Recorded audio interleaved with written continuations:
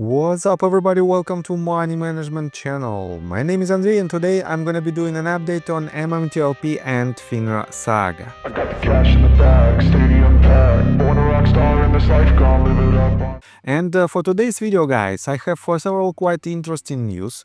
First of all, I will show you an update on the non-litigation path for the resolution from Daniel Oxer. On top of that, guys, I will show you quite interesting sneak peek from Mark Basile in regards to his litigation. And I have to admit that potentially within next several weeks we will have a major update on his lawsuit that will definitely blow your minds. On top of that, guys, I will show you another part of the so-called drama inside MMTLP community. And I have to admit that I didn't want to show you this information, but at the same time, guys, it shows that potentially we have only one path to the resolution, and this is just my opinion on this matter. So, and before we dive deep into all of this, guys, please hit the like button for YouTube algorithm and drop me a line in the comment section if you think my videos are valuable for you. And let's begin today's video again with this open letter. As you can see, for now we have 442 signatures, 442 people signed this open letter, signed this petition. And I still think that you have a chance to sign it if you agree with all the statements that were mentioned right here by Daniel. And let me remind you that it is his efforts to push our case forward. And guys, to be honest, Daniel is one of the most active people inside the MMTLP community right now, because he pursues both paths to the resolution. On the one hand, his litigation is still active, and we are awaiting an update from him in regards to this lawsuit. And on the other hand, this letter might definitely help us to achieve our goal through Congress, through Congress members. So, and let me show you that Daniel published just a couple of tweets. Again, it is not directly related to our case, but here you can see that just several hours ago he was on some kind of event where he met with his friends. And I have to admit that I'm glad for him because I like when people can have these type of emotions, and these emotions are really important for us. On top of that, guys, let me remind you that just 2 days ago he wrote this tweet, and potentially he will disclose this letter within the next several days.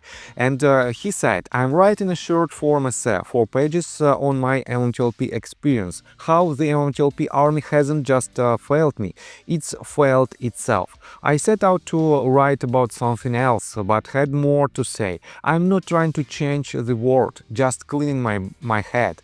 Maybe others will find value in it." And guys, why I repeat this tweet for you? Because let me show you right here. First of all, I want to pay attention to this tweet. Let me show you first of all right here. Iron Ape 11 hours ago wrote this. The last post from Next Bridge Hydrocarbons was November 25th, 2024, 70 days ago. Since then, nothing. Where's the roadmap to success, Greg? I've been sitting here since 2021. John Burda, fix it. MMTLP army. And guys, we have lack of information from people who potentially was involved in these actions and who potentially had all the chances to help the MMTLP community to resolve this problem. But unfortunately, they are still extremely silent. On top of that, guys, I want to, let me show you this tweet. I want to show you a sneak peek on the potential update from Mark Basile. And here you can see the tweet that was written in response to a set of tweets. I don't want to cover all of them. I want to read you just this one. Why did that author delete those posts? I see my name. What's the issue with Kimberly? In fact, I came into romance space and defended her a few months ago. Everyone remembers that. Was that a mistake? Why keep talking about me when the only thing I care about is getting to the bottom of what happened? So that means discovery as soon as the TS is reopened. What is the big problem with what my clients are doing? Lawsuits, etc. And guys, I have to admit that he also added this tweet in response to Brian. Brian wrote, "Long time, Mark, how are you? They are trying to discourage, discredit and demean your clients. It would appear from my point of view, based on interactions on Twitter, that they are doing this on John's behalf." And this is quite interesting statement. I can't be certain, but he did thank Jack for information believed to be about Jen. And Mark responded, "Hey Brian, hope you are doing well. We are getting geared up to unleash Armageddon soon." Unfortunately, that is what's needed right now to get to the bottom of things. So guys, I have to say that Mark is about to drop a major bombshell that will potentially expose some wrongdoers. And I think these wrongdoers might be inside our MMTLP community. And guys, you know that I'm 100% unbiased in this case, because I didn't have and I don't have any shares, any MMTLP shares. That is why, guys, I can see and I can basically think out of the box, and in my opinion, a lot of shady things were happening and is still happening inside the MMTLP community. And let me show you what I'm talking about. So let me remind you that here you can see Samantha reposted the tweet that was written by Iron Ape, and she reposted the tweet of Gobert Kopp. He also refers to Iron Ape's tweet. Gobert wrote, "I was asking this back in March 2022 when George said we'd get a dedicated presentation for shareholders. Was told to shut it and trust the executives. Was told to be happy to hear nothing. Should have execs focus on other things than give us a reasonable update to inform us." And just yesterday I showed you this tweet that was written by Samantha. Samantha also pointed to the problem that we have with the Next Bridge Hydrocarbons board of directors in general, and with Greg McCabe in particular. Because for now, guys, he is the CEO of this company, and he promised to the Next Bridge Hydrocarbons shareholders and to basically MMTLP shareholders that he will do an update by the end of 2024. And he didn't do it. And he didn't even mention about any possible roadmap how he will do it. And this is the most, let's say, trickiest part of our case right now. On top of that, guys, just yesterday, Samantha also showed the discrepancies, let's put it this way, in the statements of John Burda and due diligence. And you know that Burda mentioned in one of his interviews or in one of his tweets that he met Andrew after the halt. Andrew said that he knew John Burda long before he came to MMTLP community, long before he knew any of MMTLP shareholders. And I have to admit that Drew responded to this tweet. He made a very long tweet about this, and I have to admit that yes, it can partially explain the details in this matter, but at the same time, guys, the most important part is that John Burda didn't respond to this. And on the one hand, it is nothing special, but on the other hand, guys, we have and we basically still have a lot of statements that was, let's say, a little bit disappointing or a little bit misleading. Let's put it this way. And these statements were made by John Burda. We all know that he stated back in the days that he didn't sell any shares of MMTLP. At the same time, guys, he already sold these shares by the time when he mentioned about it. And we have the same quite controversial statements from Greg McCabe. and I just showed you these statements. On top of that, guys, George Palikros, and yes, on the one hand, he's not 100% related to MMTLP case, but at the same time, guys, he is a defendant in the SEC versus John Brood and George Palikros case. And this might also be quite, let's put it this way, intriguing in our case. But I have to admit that all of these interactions, they are not lead us anywhere. And let me remind you about, in my opinion, about the most important part of our recent news. Just a couple of days ago, I showed you that potentially we have, wait a second, somewhere here. And by the way, guys, here is another quite shady part of the conversation in between due diligence and Samantha. And Roman Soups wrote this.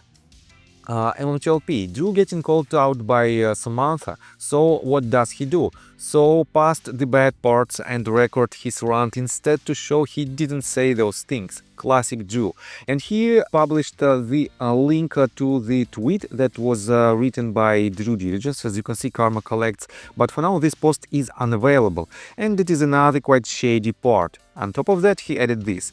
At about 9 minutes, he talks about an article he's supposed to help Junk Savvy with. Maybe this is her next big project. I don't know if anyone but us read the last one about DJT. And guys, I have to admit that previously we had a lot of people who were extremely active inside the MMTLP community. Probably you all remember Bird Lady Roll Pigeons, you remember Uncle Smoke, you remember Terry24, you remember... by the way, guys, let me show you that even... wait a second, I will show you somewhere here. Even Junk Savvy was extremely active just recently, and for now she is focusing on another case.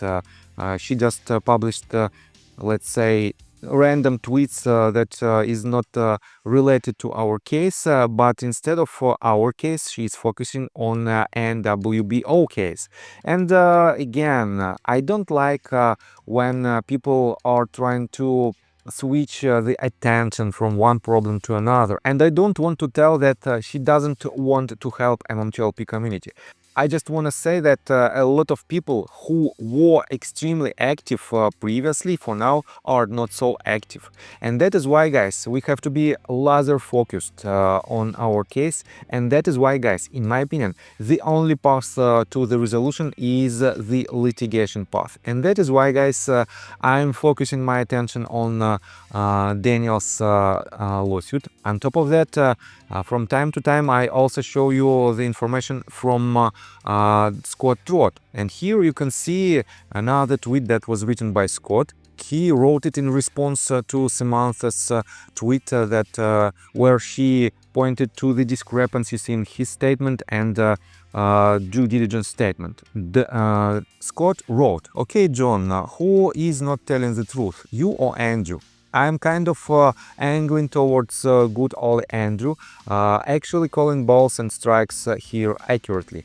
It will be interesting to see your responses now that Greg McCabe, you and Drew are on the same paperwork at the C as of January 31st, 2025.